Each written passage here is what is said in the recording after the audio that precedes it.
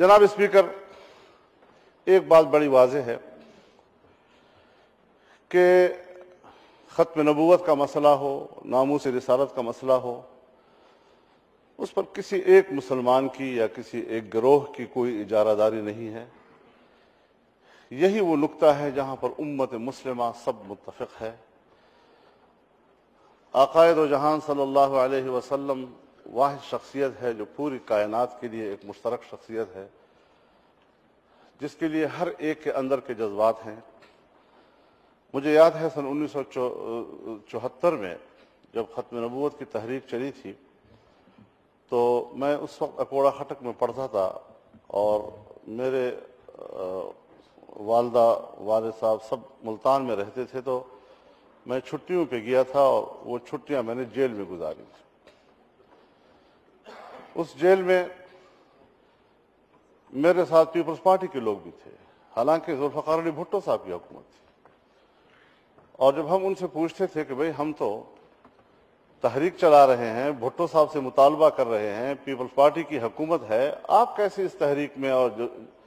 تو انہوں نے کہا رسول اللہ جو ہے وہ بھٹو صاحب سے ابو ہے، ہم اس کے لیے قربانی دیں گے اور اس کے لیے کوئی پارٹی وغیرہ نہیں ہے ہمارے اندر۔ یہ جذبات تھے لوگوں کے، اور آج بھی میں سمجھتا ہوں کہ اس حوالے سے ہمیں کوئی بحث نہیں کرنی چاہیے کہ میں کوئی زیادہ محبت کرنے والا ہوں، میرے اندر کوئی عقیدت زیادہ ہے، دوسرے میں کم ہے۔ میں سمجھتا ہوں کہ ہر دور میں یہ ثابت کیا گیا ہے کہ ہر مسلمان کی عقیدت وہ ایک دوسرے سے بڑھ کر ہے، کوئی کسی کو کم نہیں کہہ سکتا۔ تو اس لحاظ سے ظاہر ہے جی کہ یہاں پر ایک بل زیر بحث تھا انتخابی اصلاحات کا، اور اس پر پتہ نہیں کتنے 126 میٹنگیں ہوئی، پتہ نہیں کتنے مہینوں سے زیر بحث رہا۔ ہر پارٹی اس میں اپنا انپٹ دیتی رہی اور اس پر بحث ہوتی رہی، اور اس دوران میں جب وزیر اعظم کی نااہلی آئی تو پھر یہ کچھ اور پوائنٹس بھی اس میں ایسے ڈالے گئے کہ جس میں کچھ وزیر اعظم کو یا میاں نواز شریف صاحب کو ریلیف دینا مقصود تھا۔ تو حکومت ہے، حکومتی پارٹی ہے، اکثریت ہے، ان کا بھی ایک اسی طرح حق ہے جس طرح کہ ہم سب کے حقوق ہوتے ہیں۔ ایک ہنگامہ بہرحال اس ہاؤس میں برپا ہوا، یہاں ہوا، سینٹ میں ہوا، اور اسی پر فوکس تھا سب کا، ہمارا بھی اسی پہ فوکس تھا، حکومتی پارٹی کا بھی، اپوزیشن کا بھی، سب اسی پہ موافقت اور مخالفت کے حوالے سے، اور ایک ہنگامہ کھڑا ہو گیا۔ اب اس دوران میں جب کہیں پر ہنگامہ ہو، غلغپاڑا ہو، شور و غوغا ہو، اور کوئی جیب کترا آ کر آپ کا جیب کاٹ لے، تو اس کے بعد پھر آپ یہی کہیں گے کہ جی آپ کا جیب کیوں کاٹا گیا، اور آپ کہاں تھے، اور آپ کی سوچ کہاں تھی، اور تم نے کیوں اپنی جیب کا خیال نہیں کیا؟ بابا اس ہنگامے میں بہت کچھ ہو جاتا ہے۔ تو یقیناً ایک ایسا کام ہوا ہے کہ میں تائید کرتا ہوں جو میرے دوستوں نے کہا ہے کہ اس پر باقاعدہ تحقیق ہونی چاہیے کہ اس بل کے اندر یہ چوری کس نے کی ہے، یہ مداخلت کس نے کی ہے، یہ حرکت کس نے کی ہے۔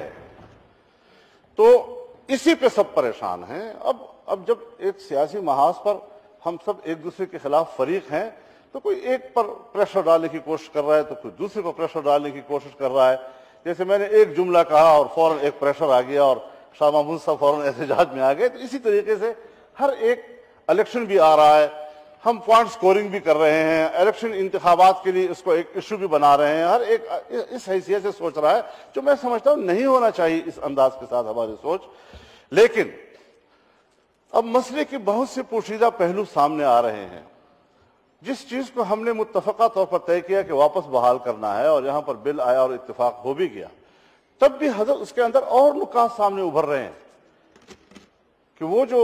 7B اور C کا مسئلہ ہے وہ تو 2002 کے الیکشن آرڈر کا حصہ ہے، اور شاید اس کے بعد اس کی آئینی قانونی حیثیت کیا ہے، اس کو دوبارہ بحال کرنے کے لیے کچھ اور قانونی ایفرٹس ہمیں کرنی ہوں گی، اور اس پر وزارت قانون کی ذمہ داری آپ ڈالیں تاکہ اس معاملے کو حتمی طور پر طے کیا جا سکے۔ اور یہ چیزیں جو ہیں اس ایوان میں سلیقے کے ساتھ طے ہونی چاہیے۔ تو یہ وہ سارا معاملہ ہے کہ یہاں پر ایسا کیوں ہوا، کون اس کو اس بیچ میں لایا۔ یہاں پر حضرت ہماری تاریخ ہے، کبھی ناموس رسالت کے حوالے سے مسئلہ آتا ہے، ناموس رسالت کا قانون اقلیتوں کے خلاف استعمال ہو رہا ہے، میں ایک دفعہ بیلجیم گیا، یورپی پارلیمنٹ میں وہاں گیا، تو اس کے ہال میں سب ممبران بیٹھے ہوئے تھے، یہی سوالات کرنے لگ گئے کہ آپ کے ملک میں تو ناموس رسالت کے نام پر قتل ہوتے ہیں، اقلیتوں کے خلاف اس پہ استعمال کیا جا رہا ہے، اور اس زمانے میں چونکہ سلمان تاثیر صاحب کو قتل کیا گیا تھا تو وہ بھی وہاں ایک بڑا مسئلہ بنا ہوا تھا۔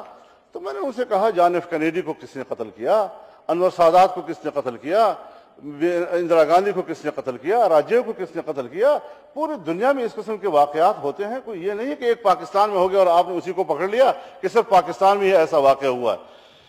لیکن جہاں تک اس قانون کے اقلیتوں کے خلاف استعمال ہونے والی بات ہے، اس وقت کے حساب سے ہمارے پاس جو ڈیٹا تھا، ہم نے کہا کہ کوئی 500 ایف آئی آر درج ہوئے ہیں مسلمانوں کے خلاف،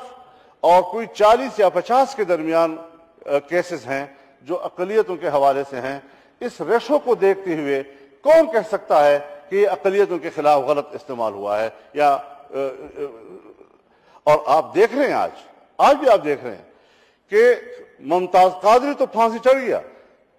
لیکن جو اس کے اس پورے ایکشن کی بنیاد بنی تھی، وہ ایک مسیحی خاتون ہے، وہ آج بھی جیل میں ہے، اس کے خلاف بھی سزائے موت ہے، اس کے خلاف بھی سزائے موت ہے، اس پر عمل ہو گیا، اس پر نہیں ہو رہا۔ اب یہ ساری چیزیں کہاں امتیاز ہے؟ امتیاز تو مسلمان کے خلاف ہو رہا ہے، امتیاز تو کسی مسیحی کے خلاف نہیں ہو رہا ہے، حالانکہ ایک ہی عدالت ہے، اس کا ایک ہی فیصلہ ہے۔ تو یہ ساری چیزیں ہمارے ملک میں حملے ہوتے رہتے ہیں۔ یہاں پر اسی ایوان کے اندر حدود اللہ، اس کے خلاف پروپیگنڈا کیا گیا کہ حدود کا قانون خواتین کے خلاف استعمال ہو رہا ہے، خواتین کے خلاف استعمال ہو رہا ہے۔ جنرل مشرف صاحب نے اسی ایوان سے کچھ لوگوں کو اپنے ساتھ ملا کر اس میں آئینی ترمیم کر دی۔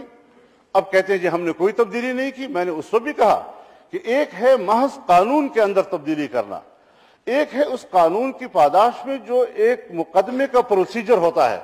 اس پروسیجر کو اتنا مشکل بنا دیا آپ نے کہ اس کے نتیجے میں قانون غیر مؤثر ہو گیا۔ وہی کچھ اس کے ساتھ ہوا، وہی کچھ آپ توہین عدالت کے قانون میں کرنے جا رہے تھے،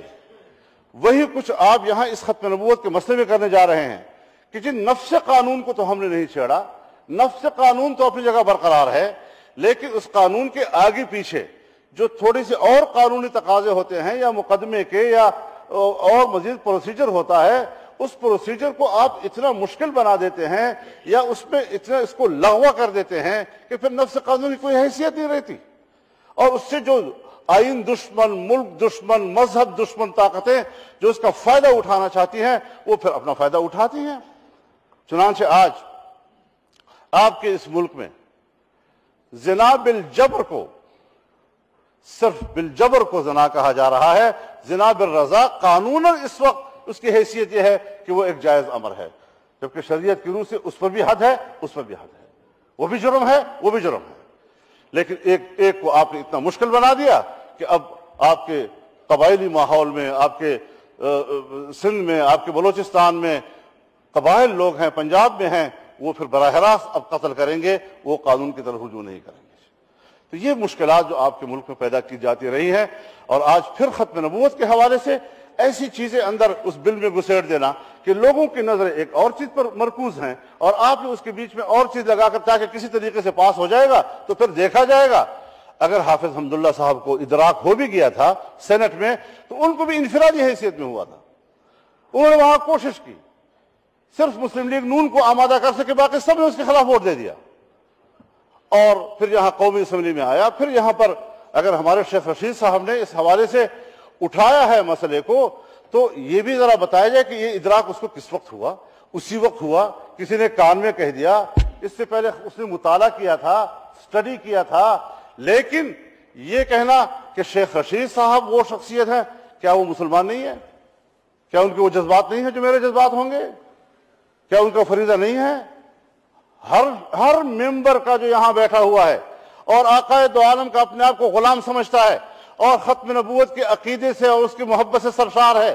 ہر ایک کا فرض ہے کہ اس کو اٹھائے، اور میں شکریہ ادا کروں گا ان کا کہ انہوں نے ایک مسئلہ اٹھا کر پورے ایوان کو، پورے قوم کو متوجہ کیا۔ یہ کوئی ایسا مسئلہ نہیں ہے، لیکن ان چیزوں کے اوپر اگر ہم یہ سمجھتے ہیں کہ میں نے تو کمال کر دیا تو آپ اس کے مجرم ہیں، آپ نے غفلت کی ہے، آپ پر ذمہ داری ڈالی جاتی ہے. یہ وقت اس کا نہیں ہے, اور نئے مسائل ایسے مسائل ہیں کہ جس میں ہم ایک دوسرے پر اس کی ذمہ داری ڈالیں. ہاں, نقب لگایا گیا ہے, چوری کی گئی ہے, جیب کترے نے کوئی جیب کاٹنے کی کوشش کی ہے, اس کو تلاش کرنا چاہیے, اس پر کمیٹی بننی چاہیے, اس کی تفتیش ہونی چاہیے کہ کون اس کا ذمہ دار ہے, بڑا ہو یا چھوٹا ہو, کلرک ہو یا کوئی منسٹر ہو, اس پر اس کا احتساب ہونا چاہیے. جہاں تک مسئلہ ہے فاٹا کا, یہ معاملہ یہاں پر بارہا زیر بحث آیا ہے, پارلیمنٹ میں بھی زیر بحث آیا ہے, پارلیمنٹ سے باہر بھی آیا ہے. اب مسئلے کا ذکر تو کر لیا گیا, لیکن مجھے یہ معلوم نہیں ہے کہ اب وقت کتنا ہے ہمارے پاس, موڈ کیا ہے, کیا ایوان اس کا سینس یہ ہے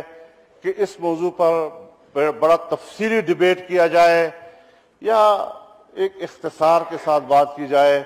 مجھے ابھی تک ہاؤس کا یہ سینس معلوم نہیں ہو رہا ہے. ایسا نہ ہو کہ ذہنی پریشر کے تحت ہم وہ پوری بات نہ کہہ سکیں کہ جو ہمیں کہنی چاہیے. اور میں یہاں پر اپنے پورے دلائل اس سے پہلے بھی دے چکا ہوں, اور جو حضرات یہاں موجود ہیں انہوں نے پوری تفصیل کے ساتھ اس مسئلے کو سنا ہے. فاٹا کے معاملے پر حضرت بات